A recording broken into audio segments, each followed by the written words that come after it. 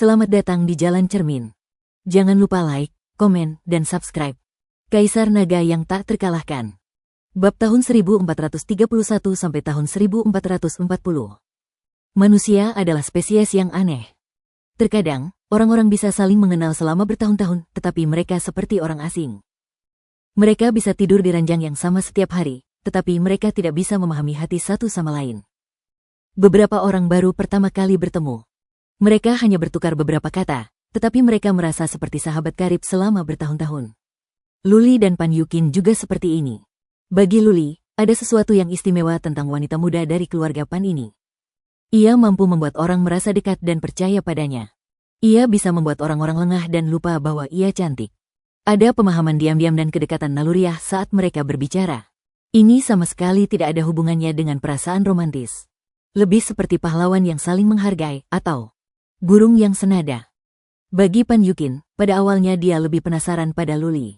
Ia sangat memahami informasi Luli. Luli adalah seorang pejuang berbakat yang baru naik ke alam abadi kurang dari 10 tahun. Ia bangkit dengan sangat cepat. Lebih penting lagi, ia berani melawan sekte pengrajin. Ini adalah sesuatu yang banyak orang, termasuk Pan Wang, tidak berani lakukan.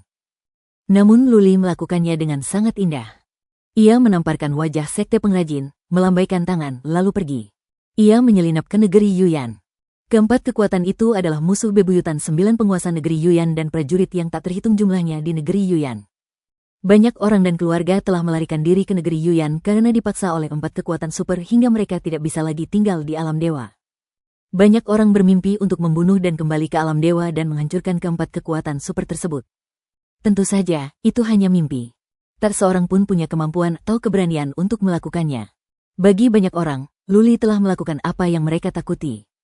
Jika identitas Luli terungkap, ia akan menjadi selebritas di negeri Yuyan dan tamu di kediaman 9 guru. Karena ketenaran Luli, Pan Yukin menganggapnya setara, bahkan merasa Luli lebih hebat darinya. Itulah sebabnya dia meminta diskon 30% kepada Ye Kai. Jika bukan karena takut Luli salah paham, dia pasti sudah memberikannya kepada Luli. Tentu saja, Pan Yukin mengagumi Luli karena menghabiskan ratusan juta sumber ilahi untuk menyelamatkan seekor hewan peliharaan. Ia telah melihat banyak orang berdarah dingin dan tak berperasaan yang hanya peduli pada kepentingan pribadi.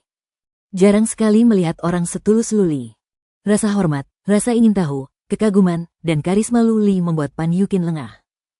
Ia merasakan kedekatan alami dengan Luli. Mungkin karena Luli masih muda, Pan Yukin tidak begitu terkendali. Itulah sebabnya mereka bisa mengobrol seperti itu. Setelah keduanya saling memandang dan tersenyum, mereka tidak berkata apa-apa. Namun, mereka sama sekali tidak merasa malu. Sebaliknya, dia tampaknya dapat memahami apa yang ingin dikatakan pihak lain hanya dengan sekali pandang. Perasaan ini terasa sangat aneh bagi mereka berdua. Tak satu pun dari mereka mencoba menghilangkan perasaan aneh ini dan hanya duduk diam di sana. Gelombang. Hingga batasan ruangan itu tersentuh, Pan Yukin segera menutupi wajahnya dengan kerudung dan berjalan ke pintu, ingin menutup batasan itu. Di pintu, ia berhenti. Ia mengeluarkan sebuah token, menyerahkannya kepada Luli, dan berkata, "Tuan muda Lu, ini token saya. Habiskan dan fokuskan pikiran Anda padanya.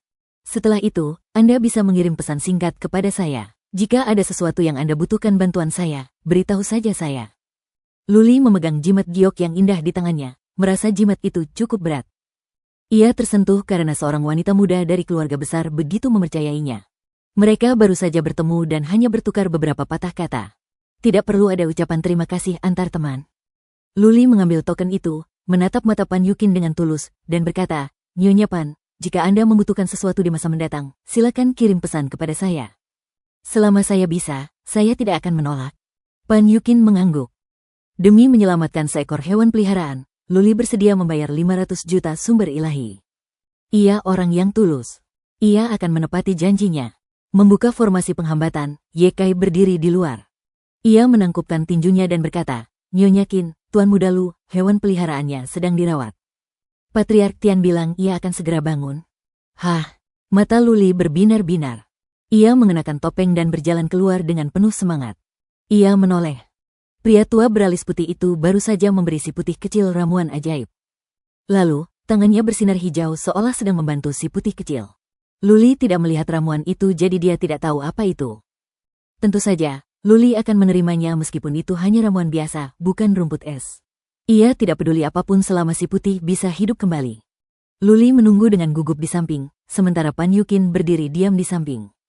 Setelah 1 jam, si putih kecil tiba-tiba bergerak dan membuka matanya. Putih kecil. Luli berteriak kaget. Mendengar suara Luli, si putih kecil membuka matanya dan menatap Luli. Ia melompat dan melompat ke pelukan Luli. Hahaha. Luli tertawa terbahak-bahak melihat si putih kecil menciumnya dengan penuh semangat dan kasih sayang.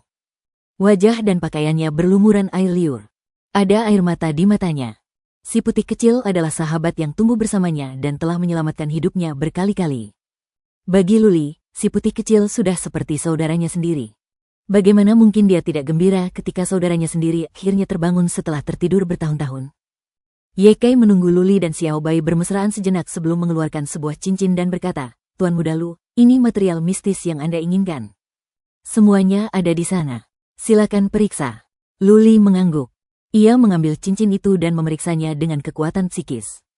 Setelah memastikan angkanya benar, ia bertanya, "Berapa banyak sumber ilahi yang kau inginkan?" Ye Kai menatap Pan Yukin dan berkata sambil tersenyum, "Tuan Muda Lu, hanya 200 juta sumber ilahi saja sudah cukup." 200 juta? Luli terkejut. Sebelumnya, satu set material berharga 60 hingga 70 juta sumber ilahi. 5 set harganya lebih dari 300 juta sumber ilahi. Sekarang, 200 juta adalah diskon yang lebih rendah lagi. Dia melirik Pan Yukin. Pan Yukin tersenyum tipis dan tidak banyak bicara. Luli tidak membantah. Ia mengeluarkan sumber ilahi dan menyerahkannya kepada Ye Kai. Sambil menangkupkan tinjunya, ia berkata, "Nyonya Qin, kepala pelayan Ye, perjalanan masih panjang. Kita akan bertemu lagi. Aku ada urusan. Aku harus pergi." Pan Yukin tidak memintanya untuk tinggal. Ia mengangguk dan berkata, "Tuan Muda Lu, Anda harus kembali ketika ada waktu. Anda bisa langsung menemui Ye Kai. Dia akan membawa Anda menemui saya." "Oke." Luli hanya mengucapkan sepatah kata. Lalu, ia menangkupkan tinjunya lagi dan pergi bersama pelayan itu. Ye Kai tidak melihat Luli keluar. Ia meminta Patriark Tian dan yang lainnya untuk pergi sebelum bertanya, "Nyonya Qin, mengapa Anda begitu mengagumi orang ini? Apakah dia benar-benar orang itu? Informasinya tidak boleh bocor." Pan Yukin memerintahkan dengan nada tegas yang tidak biasa, bahkan keluarga pun tidak boleh melaporkannya. "Jangan terlalu banyak bertanya. Beritahu Tetua Tian dan semua orang bahwa informasi orang ini sangat rahasia. Siapapun yang berani membocorkannya akan dibunuh." Ya. Luli membawa si putih kecil kembali ke istana dan bermain dengannya selama hampir 1 jam. Kemudian, Luli mengeluarkan bahan-bahan yang berserakan di tanah dan bertanya kepada si putih kecil, "Si putih kecil, bahan apa yang kamu suka?" "Ambil saja yang kamu suka. Makanan putih kecil istimewa." Ia memakan kristal jiwa dan menyerap petir. Luli tidak tahu apa yang akan dimakan putih kecil. Ia mengeluarkan banyak bahan dan membiarkan putih kecil memakannya. Berderit gelombang. Waiti melompat gembira, lalu menerkam tumpukan material ilahi. Ia melihat ke kiri dan ke kanan, lalu mengendus. Cakar-cakar kecilnya membolak-balik material ilahi. Ada banyak material ilahi yang tidak ia minati, dan ia langsung membaliknya. Cerit, cicit. Tiba-tiba, si putih kecil menemukan kristal putih. Ia menggigitnya beberapa kali dan memekik kegirangan. Kristal itu pun ditelannya dalam beberapa gigitan. Kristal awan. Luli mengenali material ini. Itu bukan kristal langka atau biasa. Setiap kristal akan berharga lebih dari selusin sumber ilahi. Jika si putih kecil bisa makan 100 sehari, harganya akan lebih dari 1000 sumber ilahi. Ini dia. Luli menyingkirkan semua kristal awan dan memeriksanya dengan cermat. Jumlahnya lebih dari 1000. Ia bertanya, "Putih kecil, apakah kau suka batu-batu ini?" Waiti melirik tumpukan material dewa dan bahkan melihat sekeliling. Pada akhirnya, ia tetap memegang kristal awan dengan cakar kecilnya dan menolak melepaskannya. "Oke, makanlah sebanyak yang kau mau." Luli melambaikan tangannya dan meminta seorang pelayan untuk membeli 30.000 kristal awan. Ratusan ribu sumber ilahi tidak ada artinya bagi Luli. Selama putih kecil bahagia, Luli bahkan tidak akan terkejut jika putih kecil bisa memakan jutaan sumber ilahi. Pelayan itu pergi menemui Ye Kai. Ye Kai memberi Luli 30.000 kristal awan tanpa ragu. Kristal awan itu tidak berharga, jadi Ye Kai hanya membantu Luli. Pan Yukin telah menyelamatkan ratusan juta sumber ilahi Luli hanya dengan beberapa patah kata. Ratusan ribu sumber ilahi itu tidak ada apa-apanya. Setelah semuanya selesai, Luli menemui Yuan Sangjang dan memberitahu bahwa mereka bisa berangkat kapan saja. Ia sudah membeli bahan-bahannya. Yuan Sangchang takut penundaan yang lama akan menimbulkan masalah. Ia memutuskan untuk segera berangkat. Lagi pula, semakin cepat formasi naga dibangun, semakin aman lembah penembus langit. Markas besar Istana Penembus Langit berada di lembah penembus langit. Mereka berempat meninggalkan kota dan menaiki kereta perang Phoenix. Luli naik ke kereta perang dan pergi ke kabin. Ia bahkan mengaktifkan formasi penghambatan. Setelah bermain dengan Whitey beberapa saat, Whitey tertidur setelah memakan lebih dari 100 kristal awan. Ia baru saja bangun, jadi tubuhnya masih lemah. Karena telah menelan begitu banyak energi, ia tentu perlu mencernanya. Butuh 7 atau 8 hari untuk sampai ke Istana Penghancur Langit, dan itu pun dengan syarat mengendarai Flying Luan. Namun, ini membuktikan bahwa Istana Penghancur Langit tidak terlalu jauh dari kota Raja Pan. Luli terus berkultivasi dalam pengasingan. Dia mempelajari jurus pembunuh pencekikan spasial sembari mengolah kekuatan dewa dan memperkuat jiwanya. Kecepatan kultivasi kekuatan dewanya agak lambat, tetapi kecepatan kultivasi jiwanya sangat cepat. Itu karena pil obat yang sedang ia gunakan adalah pil obat yang digunakan oleh para ahli maha kuasa dari alam dewa. Pil-pil itu adalah pil obat bermutu tinggi, dan kekuatan jiwanya meningkat pesat. 7 atau 8 hari berlalu dalam sekejap mata. Di luar, Yuan Sangchang telah mengaktifkan formasi penghambatan. Luli terpaksa keluar. Burung Phoenix terbang itu tiba di luar sebuah lembah yang luas. Lembah ini jauh lebih besar daripada lembah artefak. Ada 3 puncak menjulang di 3 sisinya. Di depan lembah, terdapat tembok setinggi ribuan kaki. Seluruh lembah diperkirakan selebar ribuan mil. Dari kejauhan, tampak kastil, paviliun, dan rumah-rumah bangsawan. Banyak pula pepohonan yang menjulang tinggi. Pemandangannya sungguh indah. Istana Penghancur Surga. Di atas gerbang kota, terdapat 3 karakter berkilauan. Di tembok kota, terdapat barisan prajurit berbaju zirah mengilap.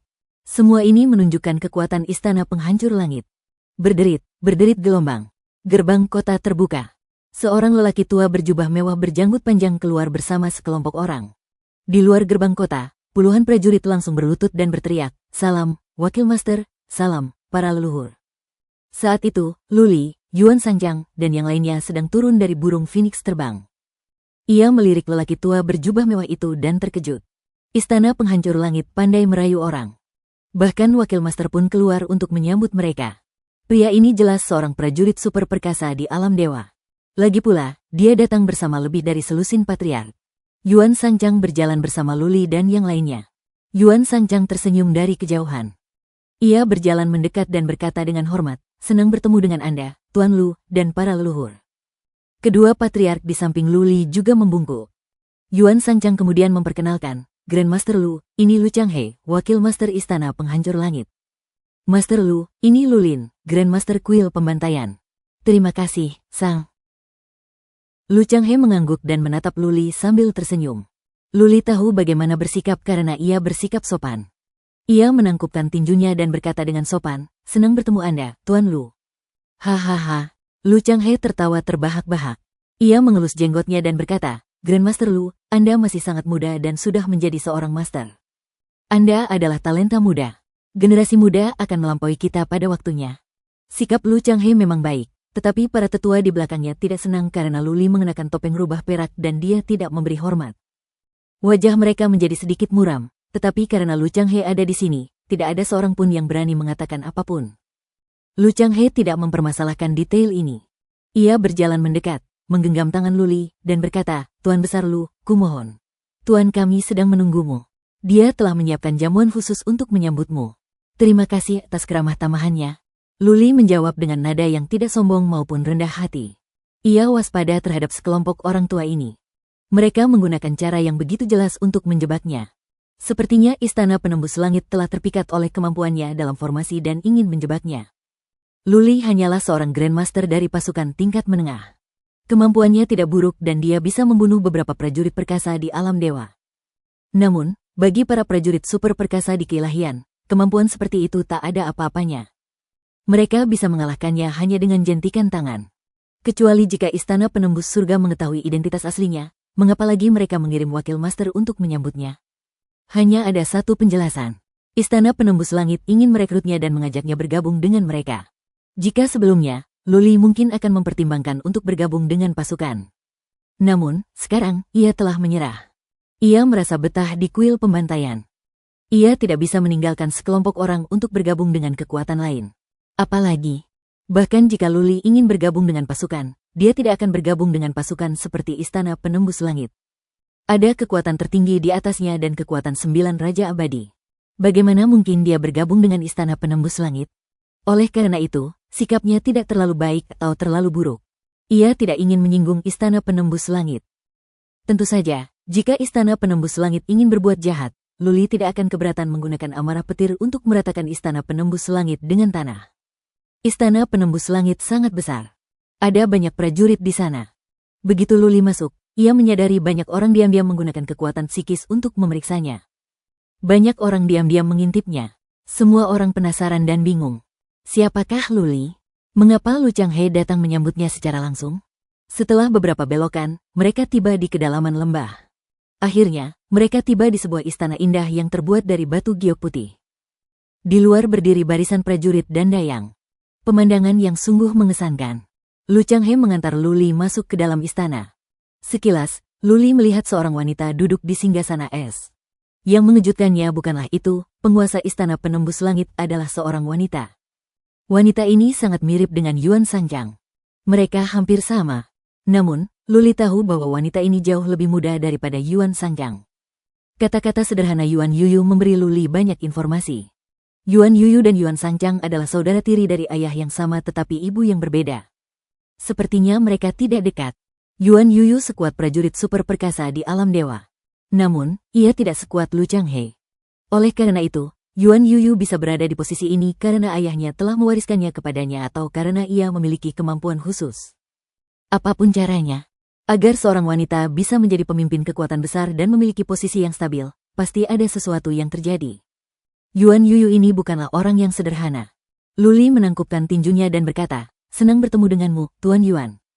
"Grandmaster Lu, tolong jangan berdiri di atas upacara." Yuan Yuyu melambaikan tangannya, menunjuk ke meja emas pertama di sebelah kiri, dan berkata, "Tuan muda Lu, silakan duduk.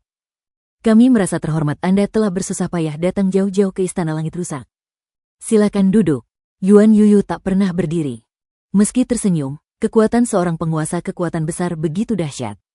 Luli dapat merasakan kebaikan dan antusiasmenya tetapi dia tidak berani meremehkannya. Wanita ini memang karakter yang tangguh. Luli berpikir dalam hati. Ia berjalan ke sebuah kursi dan duduk. Lu Changhe duduk di sisi kanan meja, dan Yuan Sanjiang duduk di sebelah Luli. Setelah para tetua duduk, sekelompok penari masuk dan mulai menari di aula. Di samping Luli, seorang pelayan berlutut. Luli tahu bahwa ia adalah seorang abadi yang kuat. Para penari juga semuanya abadi. Gaun mereka terbuka lebar. Di balik kerudung tipis, Luli bisa melihat ikat perut merah mudanya. Sungguh menggoda. "Grandmaster Lu, ini untukmu." Yuan Yuyu mengangkat pialanya. Yang lain berdiri. Luli terpaksa mengambil pialanya, berbasa-basi sebentar, lalu meneguk isinya. Banyak yang bersulang untuknya. Luli tidak menolak. Dia tidak takut mabuk atau Istana Langit Rusak akan membuat masalah. Sebelum formasi naga dibangun, Yuan Yuyu hanya akan melakukan sesuatu padanya jika ia sedang gila. Terlebih lagi, Yuan Yuyu sedang berusaha merekrutnya. Lebih dari selusin patriark masing-masing meminum satu piala. Yuan Sanjiang mengangkat pialanya berulang kali. Matanya penuh rayuan, seolah ingin melahap Luli. Di sisi lain, Yuan Yuyu jauh lebih pendiam. Ia duduk di singgasana es, dan kulitnya yang seputih salju tampak agak dingin di bawah cahaya lilin. Hal itu juga membuat orang-orang ingin menaklukkannya. Dia adalah makhluk maha kuasa dari dunia abadi, pemimpin pasukan tingkat tinggi. Kekuatan hidupnya masih sangat muda, dan penampilan serta sosoknya sempurna. Sebuah sabuk hitam diikatkan di pinggangnya, memperlihatkan pinggang ramping dan dua puncaknya yang menjulang tinggi. Tidak peduli apapun, Yuan Yuyu mampu membangkitkan hasrat kuat seorang pria untuk menaklukkannya. Membayangkan seorang dewa dunia yang maha kuasa, nyonya istana dari kekuatan tingkat tinggi, mengerang dan mendesah di bawah tubuh mereka, banyak pria akan merasakan kenikmatan yang kuat. Begitu pula Luli. Ia sesekali melirik Yuan Yuyu tanpa ragu. Ia sesekali mengangkat pialanya untuk bersulang. Yuan Yuyu bisa merasakan tatapan mata Luli, tetapi ia tetap tenang. Ia tidak marah atau terlalu dekat. Tidak ada yang salah dengan sikapnya. Luli melakukan ini dengan sengaja. Dia bukan orang mesum. Dia juga tidak cukup berani untuk ingin menaklukkan Yuan Yuyu. Dia melakukan ini untuk melindungi dirinya sendiri, atau untuk memberi Yuan Yuyu kesan palsu bahwa dia bisa direkrut dan ada kemungkinan dia bisa bergabung dengan Istana Penerobos Surga. Begitu Yuan Yuyu memiliki ide ini, maka ia akan aman. Selama ia tidak sepenuhnya menolak bergabung dengan Istana Penembus Langit, ia akan aman. Dia memiliki Void Traverser dan Wrath of Thunder. Namun, Istana Penembus Surga memiliki 2 prajurit super maha kuasa di Divinity. Jika dia disergap, dia bisa langsung terbunuh. Ia sudah memikirkan hal ini dalam perjalanannya ke sini. Mendapatkan sumber ilahi itu mudah, tetapi ia harus hidup untuk menghabiskannya. Oleh karena itu, di sepanjang perjalanan, ia telah menunjukkan niat baiknya kepada Yuan Sanjiang, menunjukkan bahwa ia dapat mempertimbangkan untuk bergabung dengan Istana Penembus Langit. Kini, ia kembali menunjukkan niat baiknya. Yuan Yuyu akan memikirkan cara merekrutnya, bukan cara membunuhnya. Baiklah, Grandmaster Lu, Anda pasti lelah. Biar saya antar Anda beristirahat. Anda bisa tinggal di lembah penembus langit selama beberapa hari, lalu membangun formasi. Yuan Yuyu pergi setelah kenyang. Sebelum pergi, ia melirik Luli. Ia menyeringai dan ada secercah cinta di matanya. Jantung Luli berdebar kencang. Kedua saudari itu bukan orang baik, gumam Luli dalam hati. Yuan Yuyu sedang menggodanya. Ia memberinya perasaan bahwa ia punya kesempatan, tetapi sulit untuk melakukannya. Ini taktik umum yang digunakan banyak perempuan. Mereka akan menjaga jarak, bersikap dingin, dan acuh tak acuh. Lalu, tiba-tiba, mereka akan menggodamu. Rasanya seperti ada kucing yang menggaruk-garuk hatimu. Namun saat Anda mencoba mendekati mereka dan membawa hubungan Anda ke jenjang selanjutnya, mereka akan terbang menjauh seperti kupu-kupu, tidak memberi Anda kesempatan sedikit pun. Yuan Sanjiang menunjukkan Luli sebuah aula samping di belakang istana. Aula samping ini elegan dan memiliki lingkungan yang nyaman. Di sudut, ada sejenis dupa aneh, memenuhi ruangan dengan wangi yang ringan. Grandmaster Lu, apakah Anda ingin mandi? Aku bisa menggosok punggungmu. Sebuah tangan diletakkan di bahu Luli. Sebuah tubuh yang lembut dan hangat menekannya. Suara Yuan Sanjiang terdengar di dekat telinga Luli. Napasnya terasa di leher Luli, begitu menggoda. Luli sudah tidak perawan lagi. Ia sama sekali tidak terpengaruh. Ia minggir, berbalik, dan berkata sambil tersenyum, Patriark Yuan, kau pasti lelah. Sebaiknya kau istirahat lebih awal. Tuan Yuyu terlalu banyak bersulang untukku malam ini. Aku masih linglung. Kita bicarakan lagi besok saja. Luli pandai bertutur kata, secara tidak langsung menunjukkan bahwa ia tidak tertarik pada Yuan Sanjiang dan ingin Yuan Yuyu menemaninya. Dia secara tidak langsung menyatakan bahwa dia ingin merekrut Yuan Sanjiang.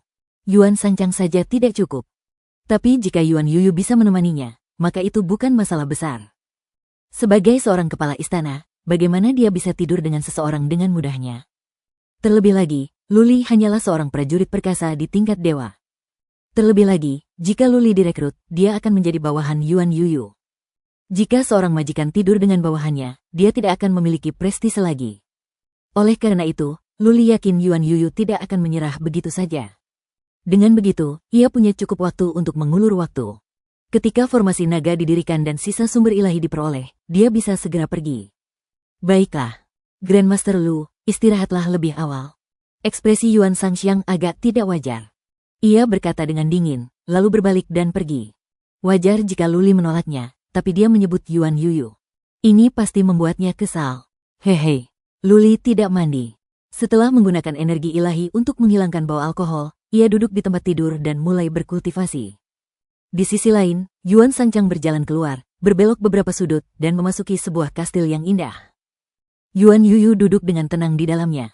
Ketika melihat Yuan Sanjiang masuk, ia sedikit mengernyit dan bertanya, kau tidak memulai? Yuan Sanjiang menggelengkan kepalanya pelan dan mendesah masam. Anak nakal ini standarnya sangat tinggi. Dia bahkan tidak menyukaiku.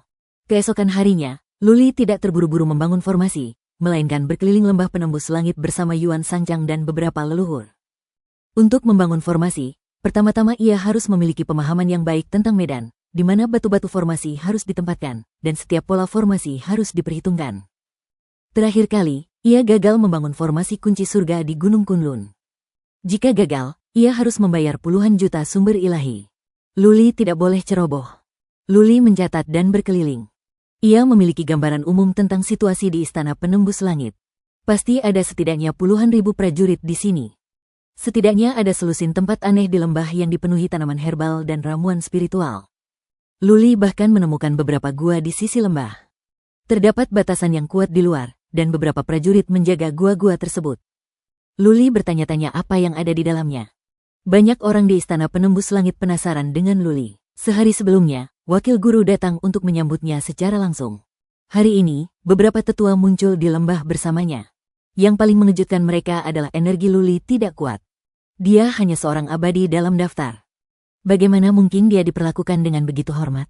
Apakah dia seorang tuan muda dari kekuatan super? Luli berkeliaran seharian.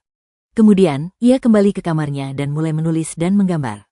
Ia membuat sketsa mata formasi, pola, dan garis berdasarkan medan lembah penembus langit. Ia menyibukkan diri selama sehari penuh 2 malam sebelum akhirnya berhenti menggambar. Ia tidak langsung membentuk formasi. Sebaliknya, ia mulai memimpin Yuan Sangchang mengelilingi lembah, berputar-putar selama 2 hari penuh. Kemudian, ia kembali untuk melanjutkan menulis dan menggambar. Sebenarnya, tidak terlalu merepotkan. Luli sudah pernah membangun formasi kunci surga sebelumnya. Dia berpengalaman. Jika dia bisa melakukannya dengan cepat, paling lama dia bisa memulainya dalam sehari. Dia mencoba memberi kesan palsu pada Istana Penembus Surga, formasi ini kuat dan sulit dibangun. Hal-hal yang mudah didapat tidak akan dihargai. Semakin sembrono dirimu, semakin rendah pula orang-orang akan menghargaimu. Jika Anda cukup menghargai diri sendiri, orang lain akan lebih memperhatikan Anda. Dengan kata lain, jika Anda memandang rendah diri sendiri, bagaimana orang lain bisa memandang tinggi Anda? Setelah selesai, Luli beristirahat semalaman. Keesokan paginya, ia mengirimkan pesan bahwa formasi dapat dibangun. Namun, ia membutuhkan keheningan total dan tidak ada yang boleh mengganggu atau mengganggu formasi tersebut. Jika tidak, ia tidak akan bertanggung jawab jika formasi tersebut gagal. Yuan Yuyu menanggapi masalah ini dengan sangat serius. Ia memerintahkan semua tetua untuk mengumpulkan murid-murid Istana Penghancur Langit di beberapa tempat. Mereka tidak boleh keluar tanpa perintah. Jika mereka mengganggu formasi, mereka akan dibunuh. Karena khawatir beberapa prajurit akan membuat masalah, Yuan Yuyu mengirim semua prajurit pergi. Ia meminta Lu Changhe dan para leluhur untuk mengawasi Luli jika terjadi sesuatu yang tidak diinginkan. Pada saat yang sama, Yuan Yuyu tinggal bersama Luli secara langsung. Tentu saja, ia memiliki motif tersembunyi. Ia telah melakukan penelitian tentang formasi penghambatan dan ingin belajar sesuatu dari Luli. Jika dia ingin membentuk formasi, dia harus menghancurkannya terlebih dahulu. Lembah pemecah langit awalnya memiliki susunan yang hebat dan tampak cukup bagus. Tentu saja, susunannya jauh lebih rendah daripada susunan agung kunci langit 10.000 naga. Berdasarkan pengalaman Luli, formasi ini hanya dapat menahan serangan dari selusin prajurit super perkasa di Divinity selama 10 hari atau setengah bulan. Pertama, Luli berdiri di tembok kota di pintu masuk lembah. Yuan Yuyu ada di sana untuk melindunginya. Di kejauhan, Lu Changhe dan lebih dari selusin patriark berjaga-jaga. Tuan Istana Yuan. Sambil menunjuk perisai semi-transparan di luar, Luli berkata, aku harus menghancurkan formasimu agar bisa membangun formasi baru. Kalau tidak, kedua formasi itu akan saling berbenturan. Lihat, memecahkannya. Yuan Yuyu mengerutkan kening. Tak lama kemudian, ia mengerti. Dua formasi dengan atribut berbeda akan saling bertentangan. Saat itu, kedua formasi tersebut tidak akan efektif. Dia memikirkannya dan bertanya, seberapa merepotkannya untuk memecahkan formasi itu? Bagaimana kalau aku minta seseorang mematikan formasi dan menggali semua batu formasi? Dengan begitu, kau tidak akan terpengaruh. Mengapa kamu harus bersusah payah seperti itu? Luli tersenyum. Seberkas energi ilahi bersinar di tangannya. Ia menunjuk ke kehampaan di depannya. Seberkas energi ilahi putih melesat keluar dan menembus perisai. Berdengung gelombang. Yuan Yuyu, Lu Changhe, dan yang lainnya memucat ketakutan. Penghalang tembus pandang di atas lembah pemecah langit tiba-tiba bersinar terang. Saking terangnya, banyak orang bahkan tak bisa membuka mata. Seketika, formasi itu meledak seperti gelembung di bawah terik matahari dan menghilang di angkasa. Bang, bang, bang, bang gelombang. Bersamaan dengan itu, batu-batu formasi yang semula terkubur di dalam formasi tersebut meledak satu persatu. Ledakannya pun teratur dan berurutan. Tanah di banyak tempat terasa sedikit bergetar. Semua garis formasi dan inti formasi telah lenyap. Formasi pelindung lembah pemecah langit telah hancur total di depan mata semua orang. Apa yang sedang terjadi? Apa itu? Apakah ada serangan musuh? Aku tidak tahu. Para leluhur tidak memberi perintah. Jangan bergerak. Tuan dan para leluhur ada di tembok kota. Lembah pemecah langit sedang kacau balau. Untungnya, ada pemimpin di sana. Yuan Yuyu dan yang lainnya ada di sana. Tidak ada yang berani bergerak. Yuan Yuyu dan yang lainnya tidak menghiraukan kata-kata para murid. Mereka semua tercengang. Bahkan Yuan Yuyu dan Lu Changhe, yang tampak canggih, pun tercengang. Satu jari untuk memecahkan formasi. Formasi lembah pemecah langit disebut formasi naga. Formasi ini telah ada selama puluhan ribu tahun. Saat itu, seorang guru tua meminta seorang guru formasi untuk membangunnya dengan harga tinggi. Selama puluhan ribu tahun, formasi ini diserang berkali-kali dan retak 3 kali. Akhirnya, formasi ini harus diperbaiki oleh seorang ahli formasi. Tercatat dengan jelas di istana, formasi itu mampu menahan serangan lebih dari selusin prajurit super perkasa selama 10 hari atau setengah bulan setiap kalinya.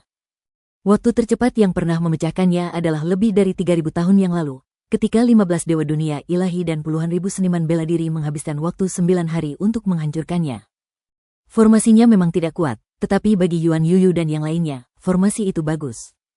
Sekarang, Luli memecahkannya dengan satu jari. Lagi pula, Luli hanya sekuat seorang abadi dalam daftar. Kemampuan komprehensifnya tampaknya lebih kuat daripada rata-rata prajurit perkasa di alam dewa. Yuan Yuyu memiliki pemahaman yang jelas tentang jurus Luli. Itu hanyalah pelepasan energi ilahi secara eksternal. Tidak ada prinsip dasar atau jurus pembunuh khusus di dalamnya. Yuan Yuyu, Lu Changhe, dan yang lainnya terkejut dengan jarak yang sangat jauh di antara mereka, dan mereka sangat terkejut.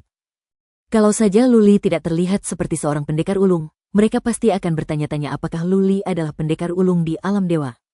Dia tidak mungkin menjadi prajurit tertinggi di dewa. Yuan Yuyu yakin akan hal ini.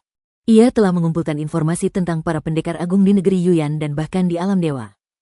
Yang terpenting adalah napas kehidupan Luli. Kalau saja Luli adalah seorang pendekar ulung di kalangan dewa, dia pasti telah menimbulkan sensasi di kalangan dewa. Karena dia bukan seorang prajurit tertinggi di alam dewa, hanya ada satu penjelasan. Ilmu formasi Luli telah mencapai tingkat yang mengerikan. Dia menemukan cacat pada formasi naga dan memecahkannya dengan satu jari. Dia seorang jenius.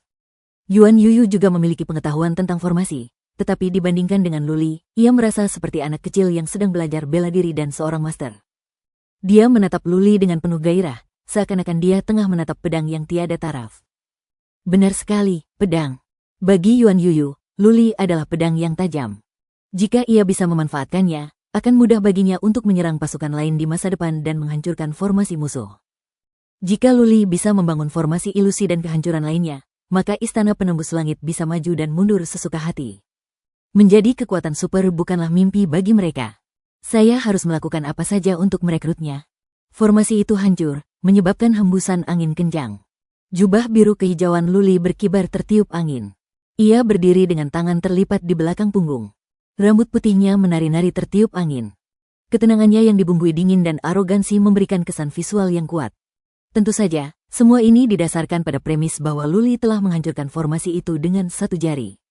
Jika Luli hanyalah seorang prajurit yang tidak penting, orang lain akan menganggapnya idiot karena melakukan ini. Luli sengaja melakukan semua ini. Tentu saja, ia tidak mampu memecahkan formasi itu hanya dengan satu jari. Bahkan seorang ahli pun tidak mampu melakukannya. Kali ini, Luli tidak menggunakan Bloodvine-nya. Lagi pula, ada dua prajurit super perkasa dari dewa di sini. Sebaik apapun Bloodvine disembunyikan, ia akan tetap ketahuan. Luli dapat menghancurkan formasi itu dengan satu jari hanya karena dia telah melakukan sesuatu. Luli telah meminta peri darah untuk diam-diam mengubah formasi saat ia sedang berjalan-jalan. Ada celah besar dalam formasi tersebut. Dengan pengaturan rahasianya, mudah bagi Luli untuk memecahkan formasi tersebut. Alasan mengapa Luli melakukan ini bukanlah untuk bersikap tangguh, tetapi untuk tetap hidup. Dia ingin memperkuat keinginan Yuan Yuyu untuk merekrutnya. Selama Yuan Yuyu tidak tega membunuhnya, akan jauh lebih mudah baginya untuk bertahan hidup. Jelas. Pengaturan Luli berhasil, seperti yang terlihat dari cara Yuan Yuyu dan Lu Changhe memandangnya. Luli merasa lega. Setidaknya, dia akan aman sebelum dia sepenuhnya menolak bergabung dengan Istana Surgawi. Tuan Yuan, saya mulai membangun formasi. Luli mengangguk pada Yuan Yuyu. Banyak batu formasi berterbangan dari tangannya dan menghilang ke tanah. Kecepatannya begitu cepat hingga menyilaukan. Luli tidak mengikuti pola apapun. Ia melempar batu ke sana kemari. Ia terus-menerus mengubah batu formasi, sehingga sulit bagi orang lain untuk memahami dan mengingat urutannya.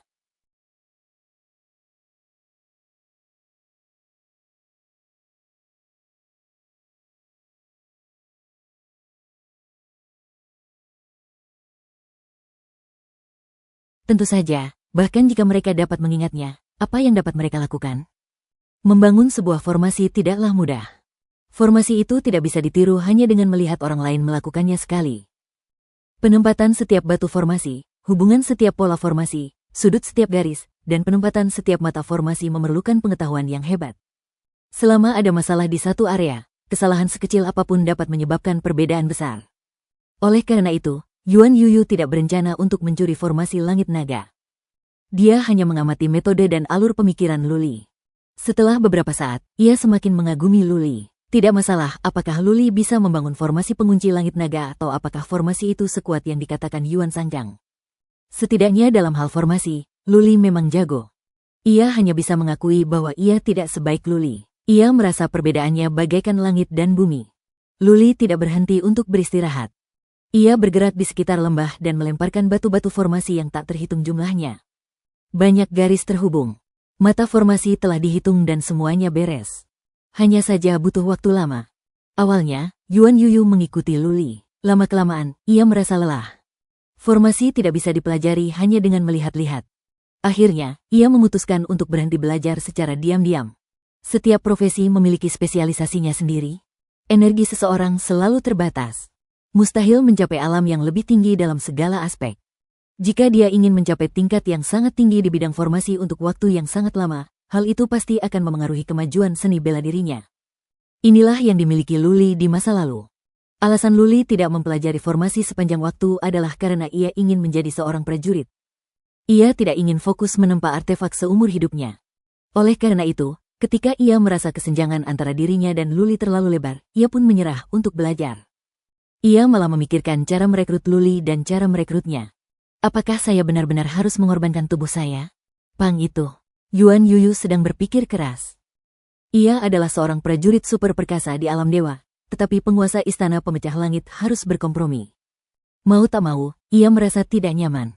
Lagi pula, jika masalah ini tersebar, reputasinya akan tercoreng. Tuan adalah wanita yang suka berganti pasangan. Bagaimana mungkin bawahannya bisa menerimanya? Bagaimana mereka bisa memiliki kekompakan dan loyalitas?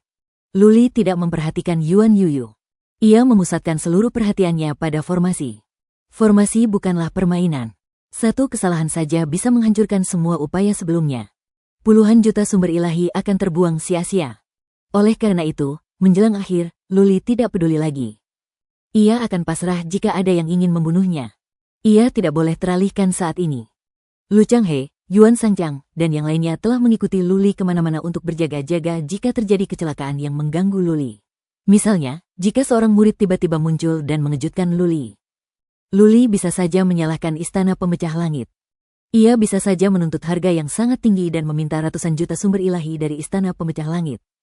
Formasi di Gunung Kunlun membutuhkan waktu 3 hingga 4 hari untuk dibangun, sementara formasi di sini membutuhkan waktu 9 hari 9 malam. Menjelang akhir, kemajuan Luli lambat. Terkadang, ia membutuhkan beberapa jam untuk menyelesaikan satu batu formasi. Jelas, Luli sengaja melakukan ini. Ia ingin istana pemecah langit berpikir bahwa pembentukan formasi itu akan memakan waktu dan energi yang lama. Ia ingin orang lain berpikir bahwa tidak mudah baginya untuk membangun formasi tersebut. Yuan Yuyu telah lama pergi. Patriark Lu dan yang lainnya telah bersamanya. Bagi para dewa setingkat ini, mereka bisa hidup tanpa tidur atau istirahat selama 1 atau 2 tahun. Bagi mereka, beberapa hari ini hanyalah sekejap mata. Saat fajar pada hari ke-10, Luli akhirnya berhenti. Ia menggunakan kekuatan psikisnya untuk memeriksa sejenak. Kemudian, energi ilahi bersinar di tangannya. Ia menghantam tanah dan berteriak, "Bangkit!" Layaknya percikan api yang membakar padang rumput, gelombang energi ilahi itu menerangi formasi di bawah tanah. Tak lama kemudian, formasi itu mulai menyebar ke segala arah. Kemudian, seluruh lembah penembus surga menyala. Gelombang energi suci menyelimuti lembah penembus surga, membuat semua orang waspada. Sabar. Tetap di tempatmu dan tunggu perintah. Bunuh siapapun yang berani bergerak. Tubuh Lu Changhe melayang ke udara dan dia berteriak dengan marah. Luli telah berpesan agar mereka tidak panik jika terjadi gerakan aneh atau bergerak. Jika tidak, Istana Pemecah Langit akan bertanggung jawab jika terjadi kesalahan pada formasi. Suara mendesing. Yuan Yuyu terkejut. Ia terbang dan berdiri di udara. Ia melihat naga-naga emas itu berdesing dan saling melilit. Tak lama kemudian, mereka membentuk jaring emas di udara. Ia tercengang. Luli tidak berbohong padanya. Ia tahu bahwa formasi ini kuat, jauh lebih kuat daripada formasi aslinya. Puluhan ribu naga emas melayang di udara. Akhirnya, mereka membentuk jaring yang menyelimuti seluruh lembah penembus langit. Cahaya keemasan yang tak terbatas menerangi seluruh lembah, dan puluhan ribu orang di bawahnya juga diterangi cahaya keemasan. Setelah puluhan tarikan napas, cahaya keemasan itu meredup. Perisai di udara pun terbentuk. Luli memejamkan mata untuk memeriksa waktu pembakaran satu batang dupa. Kemudian, ia mengangguk dan berkata, kunci langit naga sudah selesai. Tuan Yuan, Tuan Lu, kalian boleh keluar dan mencobanya. Jika kalian bisa menembus formasi ini, aku tidak akan meminta bayaran apapun. Baiklah, ayo kita keluar dan mencobanya. Yuan Yuyu sangat ingin mencobanya. Formasinya bagus, dan auranya mengerikan. Meskipun demikian, apakah formasi itu akan berhasil atau tidak, masih harus diuji. Mereka tidak akan setuju menghabiskan 3 miliar untuk formasi yang tampak mengesankan tetapi tidak berguna. Ledakan, ledakan, ledakan gelombang dua prajurit super perkasa dari dewa menyerang dengan ganas. Mereka berdua mengeluarkan senjata, tetapi tidak menggunakan jurus terkuat mereka. Lagi pula, ini bukan masalah hidup dan mati. Mereka tidak perlu mempertaruhkan nyawa. Mereka tidak akan menggunakan kartu as mereka di depan begitu banyak orang. Meski begitu, serangan kedua orang ini masih sangat tirani, terutama Lu Changhe, yang menyemburkan aliran cahaya keperakan. Seakan-akan Bima Sakti runtuh. Kekuatan dahsyat itu membuat banyak murid gemetar ketakutan. Serangan Yuan Yuyu tampak biasa saja. Ia melambaikan lengan bajunya dan menembakkan sinar merah. Sinar merah itu membentuk burung phoenix dan menghantam perisai. Ini bukan pertama kalinya mereka melihat guru mereka menyerang, tetapi banyak murid masih mengaguminya. Bagi banyak murid, guru ini bagaikan dewi. Ia adalah perpaduan antara kecantikan, kebijaksanaan, dan kekuatan. Bagi banyak orang, Yuan Yuyu kemungkinan besar akan menjadi prajurit tertinggi di alam dewa. Saat itu, Istana Penembus Langit akan menjadi kekuatan super dan bahkan menggantikan dewa. Kedua prajurit perkasa itu telah menyerang selama 2 jam. Kunci langit naga tidak hanya tidak retak, bahkan tidak bergetar, dan warnanya pun tidak berubah. Oke. Yuan Yuyu memeriksa Heaven Lock of Dragons dengan saksama. Ia melambaikan tangannya dan berkata, Paman Lu, ini sudah cukup. Kita tak bisa menembus formasi ini. Kurasa tak ada lagi prajurit super perkasa dari dewa yang bisa melakukannya, kecuali seorang prajurit agung dari dewa datang. Lu Changhe mengangguk. Dia juga merasakan hal yang sama. Serangan mereka tidak mencapai titik kritis. Oleh karena itu, mereka tidak dapat menghancurkan formasi tersebut bahkan jika mereka menyerang selama 1.000.000 tahun, apalagi 2 jam. Ini bagus. Yuan Yuyu dan Lu Changhe sangat gembira. Dengan formasi ini, Istana Penembus Langit tidak akan khawatir selama mereka tidak menyinggung kekuatan super dan 9 Raja Dewa. Tak ada pasukan peringkat atas yang bisa menjadi ancaman bagi Istana Penembus Langit. Istana Penembus Langit bisa maju atau mundur, menyerang atau bertahan, yang akan bermanfaat bagi perkembangannya di masa depan. Berdengung gelombang. Luli memancarkan sinar energi Suan. Kunci langit naga menghilang di udara. Yuan Yuyu dan Lu Changhe terbang masuk. Luli memancarkan sinar energi Suan lagi. Formasi itu muncul lagi, tetapi tak lama kemudian menghilang. Formasi ini akan tetap tersembunyi. Begitu seseorang diserang, formasi ini akan muncul. Luli menjelaskan dan menambahkan, formasi ini membutuhkan 10 hari lagi untuk stabil. Setelah 10 hari, saya akan menambahkan lebih banyak batu formasi. Setelah itu, kekuatan pertahanan formasi dapat ditingkatkan sebesar 20%. Desis gelombang. Beberapa tetua menghirup udara dingin. Kekuatan pertahanan Arai masih bisa ditingkatkan? Sekarang dia sudah begitu kuat, level apa yang akan dicapainya jika dia meningkatkannya 20% lagi? Yuan Sanchang bertanya atas nama orang lain, Hall Master Lu, apa tingkat pertahanan terakhir? Luli melirik para prajurit dan berkata sambil tersenyum, tidak terlalu kuat. Paling banter, mereka hanya bisa bertahan dari serangan para prajurit tertinggi di keilahian selama 10 hari. Sedangkan untuk para prajurit super perkasa di keilahian, bahkan 10.000 dari mereka pun tak akan mampu melakukannya. Desis gelombang. Suara orang-orang menghirup udara dingin terdengar. Makhluk agung dari dunia abadi adalah makhluk terkuat di dunia abadi. Makhluk agung dari dunia abadi dapat membunuh semua orang di istana penghancur surga hanya dengan satu gerakan. Selain itu, dilihat dari nada bicara Luli, ini bukanlah formasi terkuat yang dapat ia bangun. Rona merah samar muncul di wajah Yuan Yuyu. Cahaya berkilauan di matanya, membuatnya tampak semakin cantik. Ia bertanya sambil tersenyum, Tuan Istana Lu, dari nada bicaramu, sepertinya kau mampu membentuk formasi yang lebih kuat. Mungkin.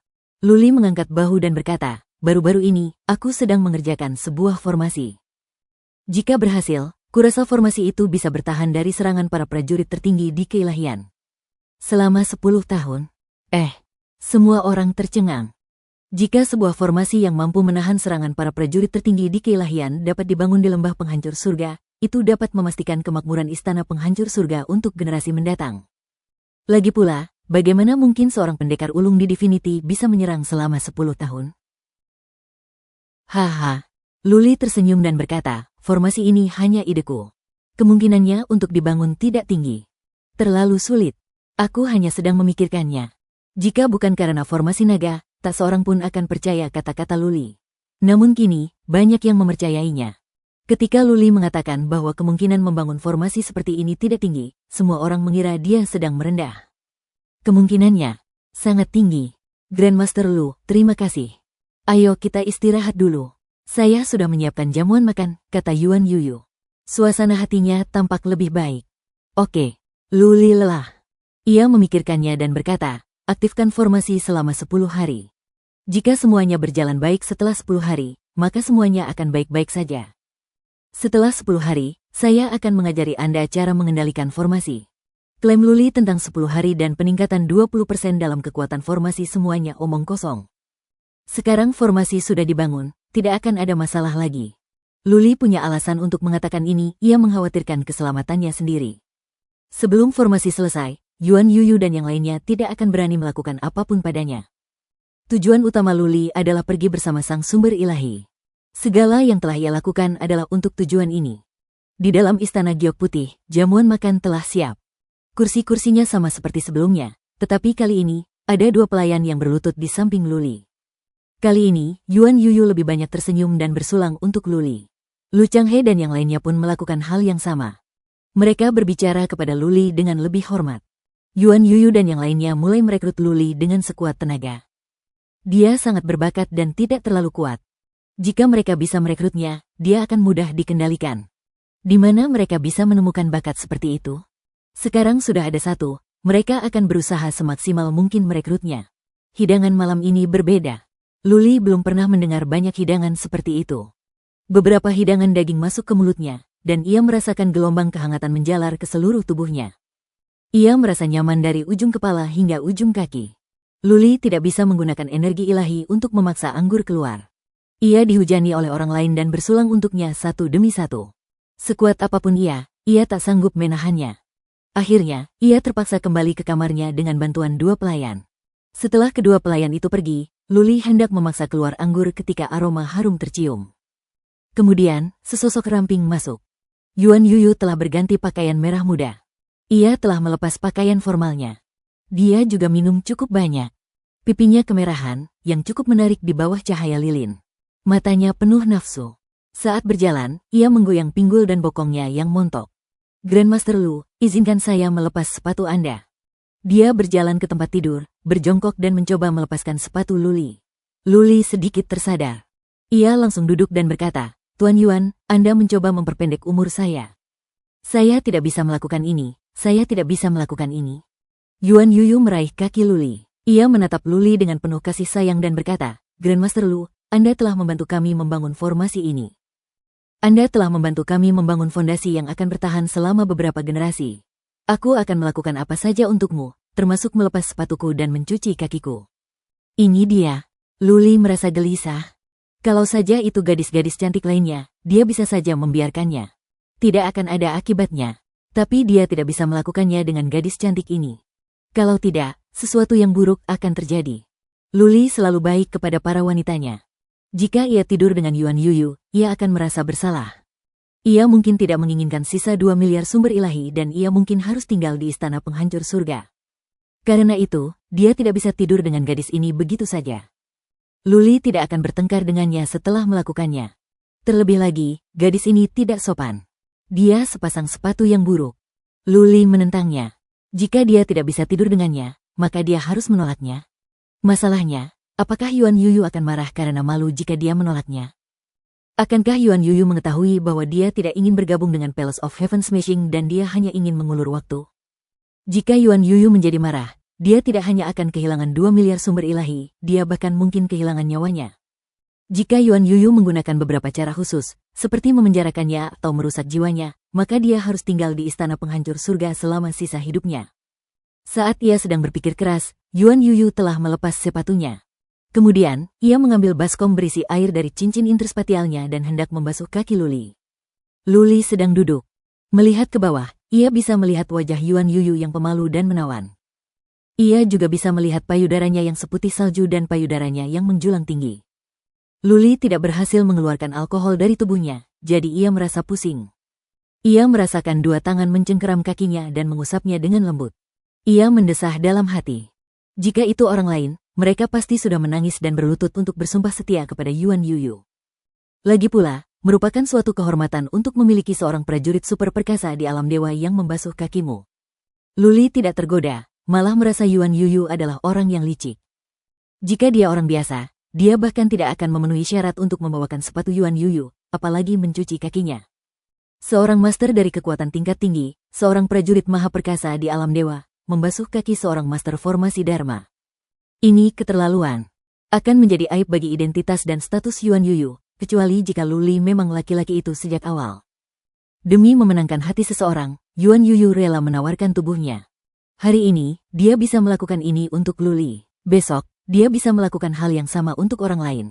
Tuan Istana Yuan, kau benar-benar menyulitkanku. Saat hampir selesai, Luli berkata sambil tersenyum pahit. Ia punya beberapa ide di benaknya. Yuan Yuyu mengambil handuk untuk menyeka Luli dan membaringkan kakinya di tempat tidur. Yuan Yuyu berkata, Tuan muda Lu, berbaringlah. Saya akan memijat kaki Anda. Anda telah berjasa besar bagi istana surga. Bukan hal yang sulit bagi saya untuk melakukan ini. Yuan Yuyu menekan Luli ke bawah, lalu duduk di tepi tempat tidur. Ia menatap Luli sambil tersenyum dan mulai memijat kakinya. Ia secantik giok, dan tubuhnya memancarkan aroma samar. Sesekali, seseorang akan meliriknya, dan ia akan dipenuhi hasrat cinta. Puncak kembarnya yang gagah bergoyang naik turun saat ia menggerakkan lengannya. Kebanyakan orang tidak akan mampu tetap tenang dalam pemandangan yang begitu indah dan akan menerkamnya seperti serigala lapar. Yang terpenting adalah identitas Yuan Yuyu. Jika dia hanya wanita cantik biasa, godaannya tidak akan sebesar ini. Seorang dayang istana dan seorang ratu, meskipun penampilan mereka mirip, akan sangat berbeda. Bagi banyak prajurit, para prajurit maha perkasa di keilahian adalah yang tertinggi. Mereka hanya bisa mengagumi mereka, tak bisa mendekati mereka. Tak pelak, Luli tergoda. Sejak ia menjadi dewa, ia berada di bawah tekanan yang sangat besar dan tak pernah punya kesempatan untuk bercinta dengan seorang gadis. Tak diragukan lagi, Yuan Yuyu adalah wanita cantik yang mampu memikat para pria. Jika bukan karena tekad Luli yang kuat, ia pasti sudah jatuh cinta padanya. Sial gelombang. Ketika Yuan Yuyu memijat kaki Luli, dia menyentuh selangkangannya, entah secara tidak sengaja atau sengaja. Dia tidak menyentuh bagian itu, tetapi Luli terangsang. Jelas, dia bereaksi. Haha gelombang. Yuan Yuyu menyeringai nakal dan menjulurkan lidahnya. Lidah merah mudanya semakin menggoda. Luli hampir kehilangan kendali dan mencoba menarik Yuan Yuyu. Namun, di saat-saat terakhir, ia tidak melakukannya. Melihat Luli menggerakkan tangannya, Yuan Yuyu memasang tatapan licik di matanya. Tiba-tiba, dia duduk di atas kaki Luli, menatapnya dengan senyum menawan, dan berkata, Grandmaster Lu, apakah Anda membutuhkan saya untuk melayani Anda? Dia duduk di paha Luli dan menggeliat. Mata Luli memerah dan napasnya tersengal-sengal. Haha gelombang. Merasakan emosi Luli yang terpendam, Yuan Yuyu mengelus otot-otot Luli dengan tangannya. Kemudian, ia menarik ikat pinggang dengan satu tangan. Gaunnya melorot, memperlihatkan bahu dan tulang selangkanya yang ramping. Ada juga dudou yang kurus. Payudaranya begitu penuh sehingga dudounya hampir pecah. Raungan gelombang. Luli tak tahan lagi. Ia duduk, meraih dudou merah itu, dan menariknya, mengubah Yuan Yuyu menjadi hampa. Pada saat yang sama, tangan, kaki, dan mulutnya tak henti-hentinya. Ia mulai bermain-main dengan tubuh Yuan Yuyu yang sempurna sesuka hatinya. Entah disengaja atau tidak, saat Luli duduk, jimat giok di pinggangnya hancur. Yuan Yuyu, yang kemaluannya diraba Luli, juga terangsang. Ia tidak memperhatikan detail ini. Luli bukan seorang amatir. Ia terampil dalam berbagai hal. Ia menggunakan berbagai metode. Dia belum melakukan sesuatu yang serius tetapi Yuan Yuyu merasa dia akan mencapai puncak. Matanya yang indah setengah tertutup, dan wajahnya dipenuhi rasa mabuk. Tubuhnya yang halus sedikit gemetar, dan bibirnya yang seperti giok terbuka dan tertutup saat ia melontarkan beberapa kata yang tidak jelas. Orang baik, cepat dan bawa Yuyu. Mendengar ini, kendali diri Luli hampir runtuh. Ia hampir ingin mengesampingkan segalanya dan bercinta dengannya dulu. Jika keadaan menjadi lebih buruk, dia bisa saja menjadi orang jahat dan pergi begitu saja. Berdengung gelombang. Saat Yuan Yuyu ragu-ragu, formasi penghambatan di ruangan itu tiba-tiba menyala. Cahaya menyilaukan itu menarik Luli dan Yuan Yuyu kembali dari gairah mereka. Mata Yuan Yuyu dipenuhi amarah dan niat membunuh. Ia hendak menjatuhkan Luli di saat kritis ini. Orang bodoh mana yang berani mengganggunya? Luli, di sisi lain, menghela napas lega. Ia hampir kehilangan kendali saat itu. Begitu dia berhubungan seks dengan Yuan Yuyu, akan sulit baginya untuk bernegosiasi. Tidak akan mudah baginya untuk pergi. Meskipun tidak mau, Yuan Yuyu harus berdiri dan merapikan pakaiannya. Dia menatap Luli, lalu membuka pintu. Dia bertanya dengan dingin, "Ada apa?" Itu Yuan Sangchang. Ia tahu Yuan Yuyu baru saja melakukan sesuatu yang tidak pantas ketika melihat betapa mesranya Yuan Yuyu. Ia bertanya-tanya apakah Yuan Yuyu telah melakukannya atau tidak. Yuan Sangchang tidak berani melihat ke dalam. Ia menangkupkan tinjunya dan berkata, "Guru, formasi kunci naga tiba-tiba bersinar. Kami khawatir, jadi kami harus meminta guru besar Lu untuk melihatnya." Oh, kunci surga naga tidak akan bersinar tanpa alasan kecuali seseorang menyerang formasi tersebut. Yuan Sangchang telah menjelaskan bahwa formasi itu tiba-tiba bersinar. Jelas, itu bukan serangan. Bahkan, formasi bercahaya itu adalah hasil karya Luli. Luli sudah mengaturnya saat ia sedang membangun formasi. Saat Yuan Yuyu membasuh kakinya, ia sudah memutuskan. Ketika dia duduk, jimat giok itu tidak rusak karena kecelakaan. Dia melakukannya dengan sengaja. Begitu jimat giok itu rusak, mekanisme kecil yang telah disiapkan Luli akan terpicu, dan kunci langit naga akan bersinar. Mereka yang berada di luar tidak tahu apa yang sedang terjadi. Mereka takut terjadi kesalahan dalam formasi dan para prajurit istana penghancur langit akan terbunuh. Oleh karena itu, meskipun Yuan Sangchang tahu bahwa Yuan Yuyu dan Luli berselingkuh, dia tidak punya pilihan selain mengganggu mereka. Luli memeriksa dan segera menyimpulkan, ada formasi kecil di lembah penghancur surga yang belum hancur. Itulah sebabnya formasi itu terpicu. Tapi Luli sudah mengurusnya, jadi tidak akan ada masalah lagi. Oh, gelombang. Yuan Yuyu mengangguk dan berkata, "Memang ada formasi." Aku ceroboh. Itu formasi tak terlihat. Yuan Yuyu tidak menjelaskan secara detail. Sebenarnya, formasi ini berfungsi untuk memantau murid-murid istana penghancur langit. Karena ada begitu banyak patriark di sini, tidak nyaman baginya untuk menjelaskannya. Setelah beberapa saat, Yuan Yuyu tidak lagi berani merayu Luli. Ia meminta Yuan Sangxiang dan yang lainnya untuk menenangkan Luli, lalu pergi sendiri. Luli tidak kembali beristirahat. Setelah Lu Changhe pergi, ia bertanya kepada Yuan Sangchang, "Patriark Yuan, kapan kau akan memberiku sisa sumber ilahi?" Tentang itu. Yuan Sangchang tidak menyangka Luli akan tiba-tiba menanyakan hal ini. Dia mencibir dalam hati. Awalnya, Yuan Yuyu tidak ingin memberinya sisa sumber ilahi. Bukankah Luli hampir tidur dengan Yuan Yuyu barusan? Kenapa dia baru bertanya tentang sumber ilahi sekarang?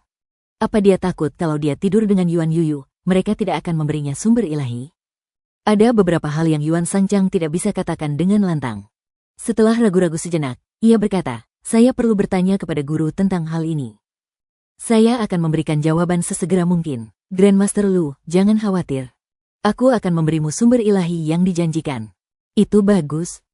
Luli menganggukkan kepalanya sedikit dan berkata, "Setelah mendapatkan sumber dewa, dapat dianggap aku telah menjawab perintah saudara-saudara di kuil pembantaian.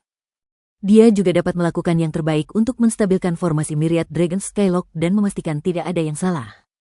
Ancaman dalam kata-kata Luli sangat kuat.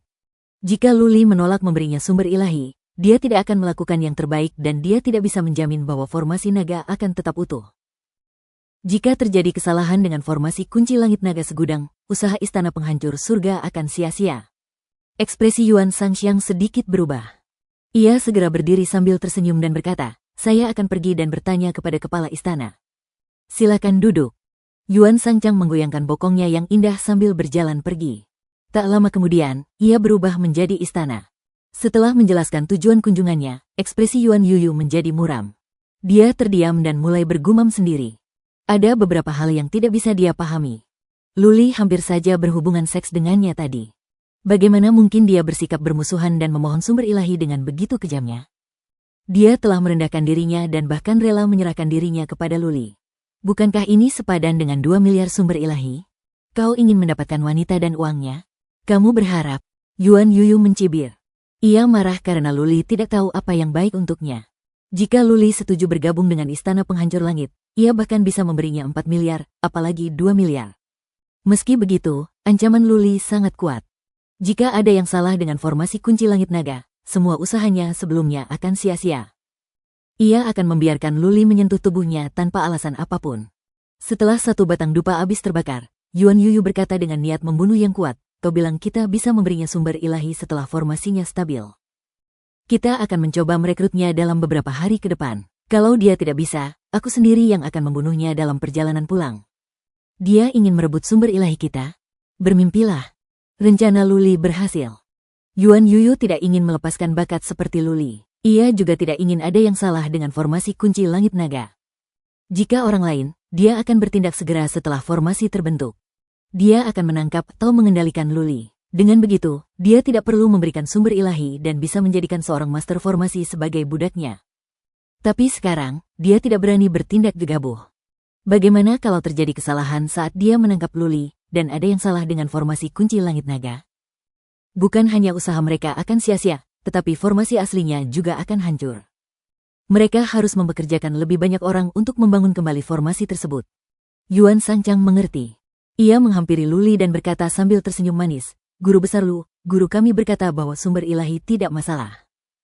Namun, jumlahnya sangat banyak dan akan membutuhkan beberapa hari untuk mengumpulkannya. Saya harap Anda dapat menunggu dengan sabar. Oke. Luli merasa lega. Sepertinya Yuan Yuyu akan memberinya sumber ilahi. Namun, setelah itu, jika dia tidak ingin bergabung dengan Istana Penghancur Langit, mereka akan mengambilnya kembali dan membunuhnya. Sumber ilahi bukanlah masalah besar. Yuan Sanchang berkata sambil tersenyum, selama Grandmaster Lu bersedia tinggal di lembah penghancur surga untuk waktu yang lama, saya yakin guru kami akan memperlakukan Anda dengan baik. Kau bisa menjadi yang kedua setelah satu atau lebih dari puluhan ribu. Kau bisa menggunakan banyak sumber daya Istana Penghancur Surga. Tuan kami sangat menghargaimu. Yuan Sanchang menyatakan syaratnya. Posisi wakil kepala sekolah. Terlebih lagi, peringkat Luli harus lebih tinggi dari Lu Changhei. Ini adalah perlakuan yang sangat baik untuk Luli. Selama Luli mengangguk, ia akan menjadi orang terpenting kedua di Istana Penghancur Langit. Di masa depan, ia akan dapat menggunakan banyak sumber daya Istana Penghancur Langit. Wajah Luli menunjukkan bahwa ia tersentuh. Tentu saja, itu hanya akting. Dia tidak punya kesan yang baik tentang Yuan Yuyu. Wanita seperti ini selalu bermain dengan segala macam tipu daya. Di masa depan, Istana Penghancur Langit tidak akan memiliki masa depan yang baik.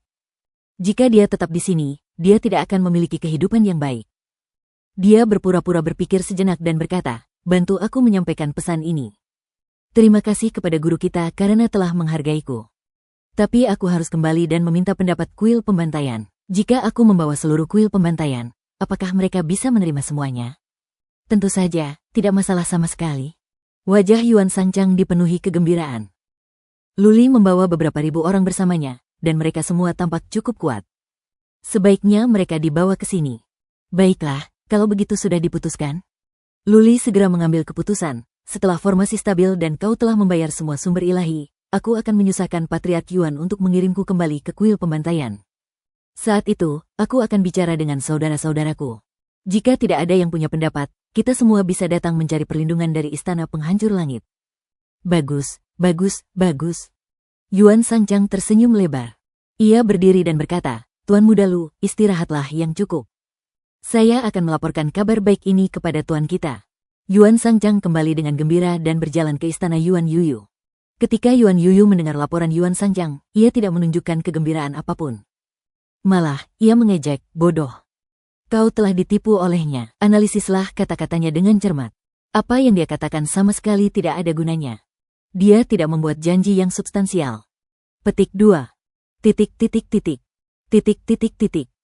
Selama beberapa hari berikutnya, Luli pada dasarnya berkultivasi secara tertutup. Yuan Sanchang dan Yuan Yuyu bahkan tidak sempat mendekatinya.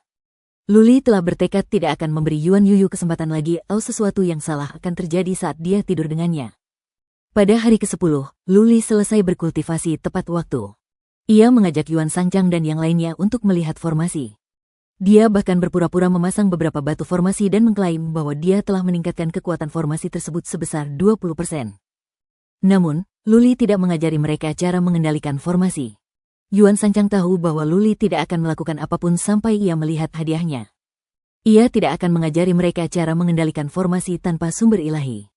Yuan Yuyu tidak tinggal diam beberapa hari ini. Ia telah mengundang beberapa ahli di bidang formasi arai untuk memeriksa arai dengan saksama dan memastikan tidak ada masalah. Guru besar Lu. Yuan Sanchang memegang sebuah cincin di tangannya, tetapi ia tidak menyerahkannya.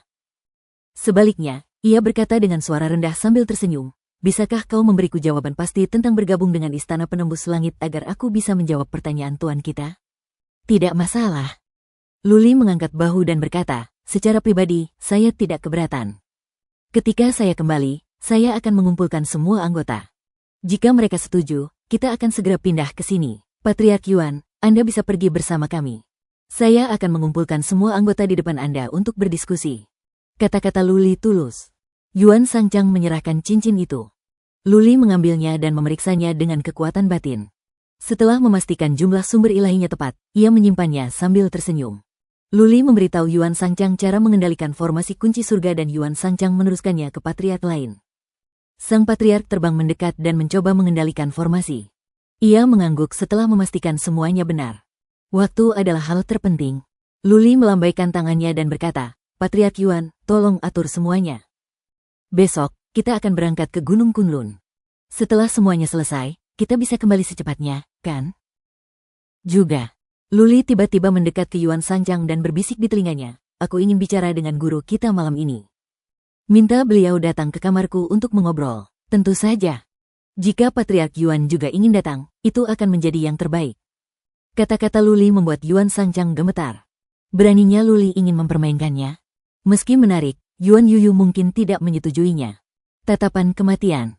Yuan Sanchang mencubit pinggang Luli dan berkata, "Kau terlalu banyak meminta. Kau berharap." Hahaha. Luli berbalik dan berjalan kembali ke istananya. Yuan Sanchang, di sisi lain, merasa lega. Selama beberapa hari terakhir, Luli menutup pintunya dan menolak menerima tamu manapun, yang mengejutkan Yuan Yuyu dan Bai Suxian. Sekarang, Luli sedang mengincar Yuan Yuyu dan dirinya. Jelas bahwa Luli bersedia bergabung dengan Istana Penembus Langit karena ia menginginkan gadis itu dan uangnya. Ketika Yuan Sanchang menyampaikan kata-kata Luli kepada Yuan Yuyu, kerutan di dahi Yuan Yuyu sedikit mereda. Luli memang serakah, tetapi itu masih bisa diterima. Sumber ilahi tidak ada apa-apanya bagi Yuan Yuyu. Ia bisa mengabdikan dirinya untuk Luli. Ia bahkan bisa melayani Luli bersama adiknya. Yang ia inginkan adalah kesetiaan penuh Luli. Seorang jenderal yang baik sulit ditemukan, dan orang yang berbakat tidak ternilai harganya. Yuan Yuyu tidak akan merasa tenang seandainya Luli menyerah tanpa permintaan apapun.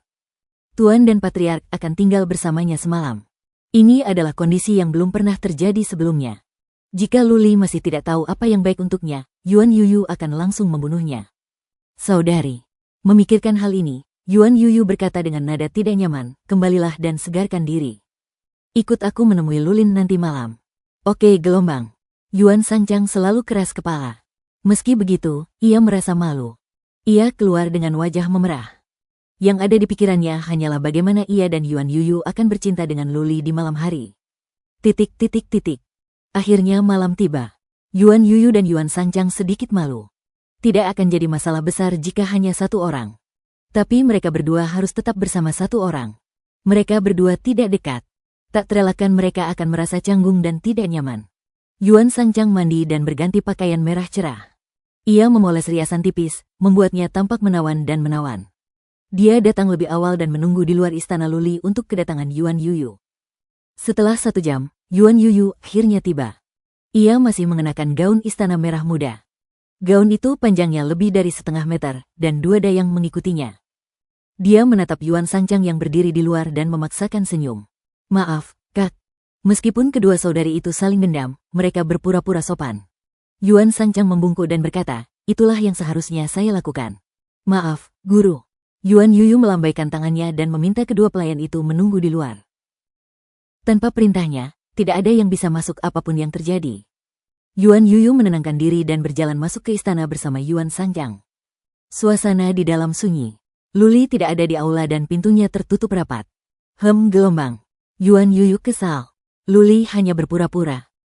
Mereka datang bersama, tetapi dia tidak keluar untuk menyambut mereka.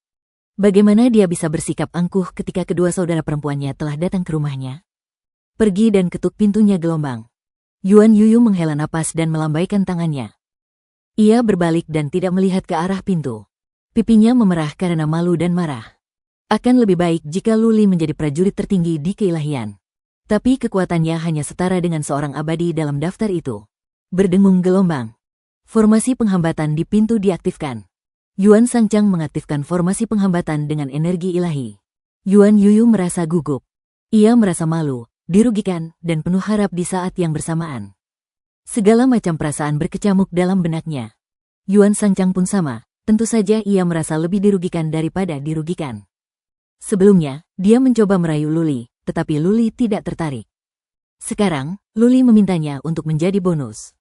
Jelas, Luli tidak menghormatinya. Tapi apa yang dapat dilakukannya? Dia putus asa. Dia seperti seekor anjing yang menuruti perintah orang lain.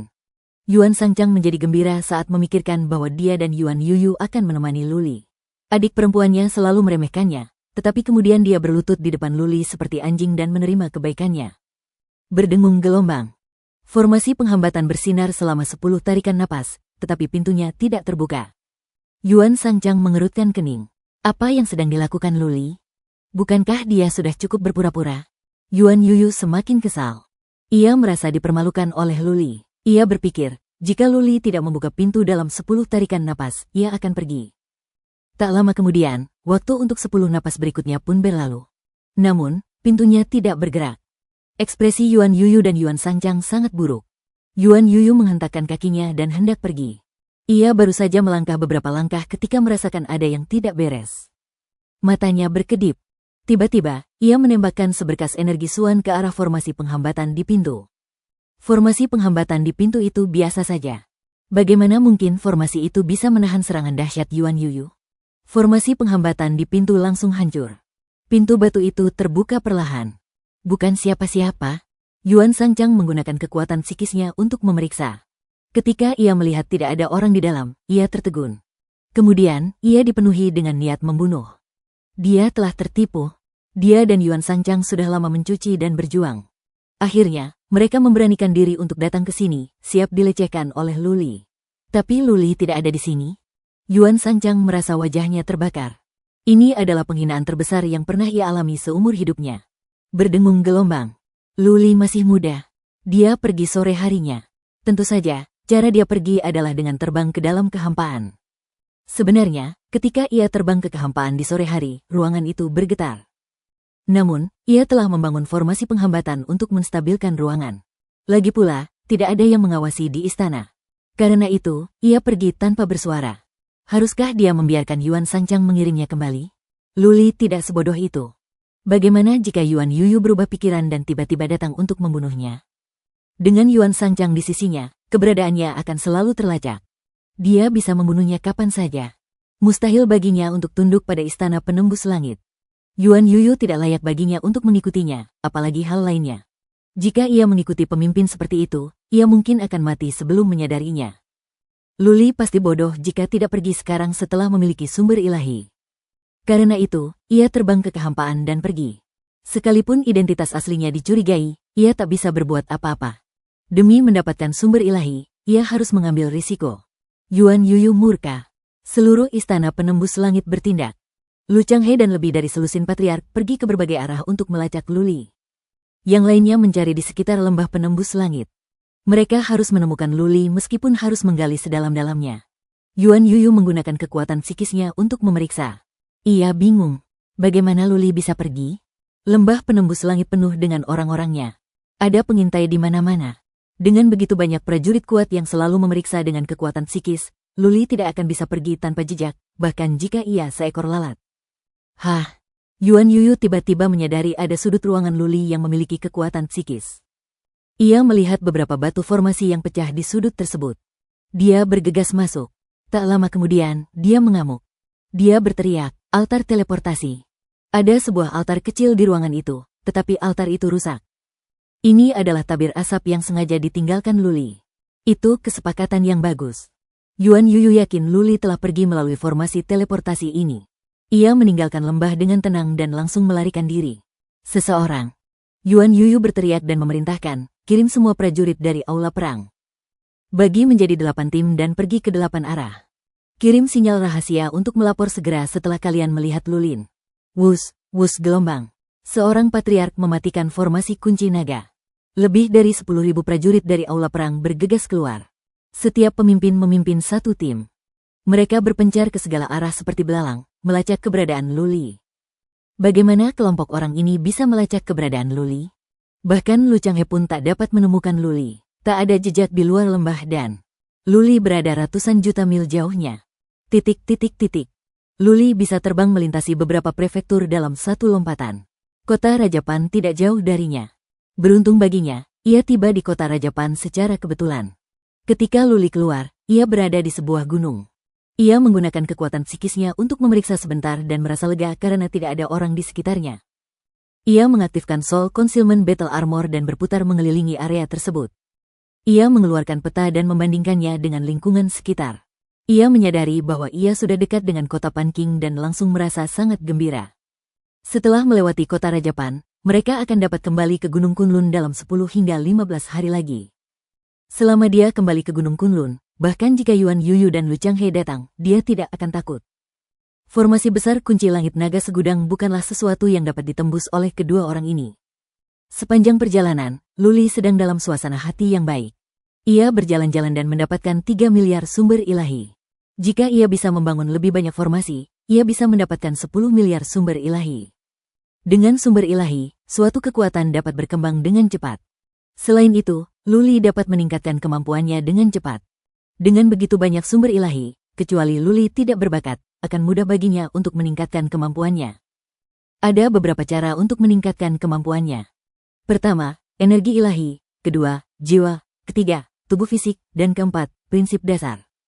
Ada cara lain, yaitu mempelajari keterampilan yang ampuh untuk meningkatkan kemampuannya juga. Luli punya ide. Ia akan segera tiba di kota Rajapan. Bisakah ia pergi dan melihat apakah ada monumen di kota itu? Sejak membaca tentang monumen-monumen itu, Luli sudah merindukannya. Jika ia bisa membeli satu, itu akan sangat bermanfaat baginya dan seluruh kuil pembantaian. Ayo pergi. Memikirkan hal ini, Luli mempercepat langkahnya. Setengah hari kemudian, ia tiba di gerbang kota Rajapan. Dia mengenakan topeng rubah perak dan melangkah menuju gerbang. Token. Prajurit di gerbang menghentikan Luli dengan dingin. Luli terkejut. Terakhir kali, dia masuk bersama Yuan Sanjiang. Dia tidak tahu bahwa dia membutuhkan token untuk memasuki kota. Tidak ada tanda, Luli terpaksa mengatakan yang sebenarnya. Prajurit itu berkata dengan dingin, jika kau tidak punya token, kau harus membayar 10.000 sumber ilahi. Sial. Merampok, Luli memutar matanya. Dia bertanya, bagaimana cara mendapatkan token? Pergi ke Departemen Dalam Negeri. Prajurit itu menjelaskan tanpa emosi, kamu bisa mendapatkan token setelah membayar 1 juta sumber ilahi. Kamu bisa datang dan pergi sesukamu. Petik 2. Luli terdiam. Ini perampokan. 1 token berharga 1 juta sumber ilahi? Berapa banyak sumber ilahi yang bisa ditransfer dari Istana Rajapan setiap tahun? Benar. Luli tiba-tiba teringat bahwa Pan Yukin memberinya sebuah token. Ada kata Pan pada token itu. Bisakah dia memasuki kota dengan token ini? Jika tidak, ia harus membayar 1 juta sumber ilahi untuk membeli 1 token. Berdengung gelombang. Cincin interspasial di tangannya bersinar. Ia mengeluarkan token itu dan melambaikannya. Prajurit di depannya terkejut. Para prajurit di dekatnya juga terkejut. Mereka menggunakan kekuatan psikis untuk memeriksa. Tiba-tiba, mereka berlutut dan berteriak, "Salam, Tuan." Swish, swish, swish gelombang. Ribuan prajurit yang berdiri di gerbang kota terkejut. Seorang komandan yang tak dikenal melirik sekilas dan segera berlutut. "Salam, Tuan." Bang, bang, bang gelombang. Setelah ketua tim berlutut, semua orang mengikutinya. Luli dan para prajurit yang keluar masuk kota berlutut membuatnya ketakutan. Banyak prajurit yang keluar masuk kota memandang Luli, bertanya-tanya siapa dia. Bagaimana dia bisa membuat para prajurit Istana Rajapan bertekuk lutut? Lagi pula, sekalipun pemimpin pasukan berpangkat tinggi datang, para prajurit ini tidak akan berlutut, kan? Kecuali kalau ada tokoh besar dengan kekuatan tertinggi di sini. Siapa identitas Pan Yukin ini? Luli sendiri takut. Dia hanya ingin masuk ke kota secara gratis. Dia tidak tahu bahwa token itu begitu kuat. Dia menyimpan token itu dengan malu dan berkata, "Bisakah saya memasuki kota?" "Tentu saja, tuanku." Pemimpin tim itu melotot ke arah prajurit di depan Luli dan berkata dengan hormat sambil tersenyum. Luli tidak berani tinggal lebih lama lagi. Ia berjalan memasuki kota dan segera menghilang. Baru ketika Luli berada di kota, sang pemimpin bangkit berdiri. Para prajurit yang memarahi Luli berkeringat di dahi mereka. Seorang prajurit perkasa dari dewa hendak memasuki kota. Melihat ini, ia menghampiri pemimpin pasukan dan bertanya, "Saudara He, siapa dia? Dia membuatmu takut." Petik 2. Sang pemimpin menyeka keringat di dahinya. Ia melihat sekeliling dan berkata dengan suara pelan, "Dia punya token Raja Pan." Raja Pan sendiri yang memberikannya. Jumlahnya hanya 30. Desis gelombang. Prajurit perkasa itu tersentak. Ia menghafal ukuran tubuh Luli. Ketika dia kembali, dia akan memberitahu orang-orang di faksinya untuk tidak memprovokasi orang ini. Bersambung.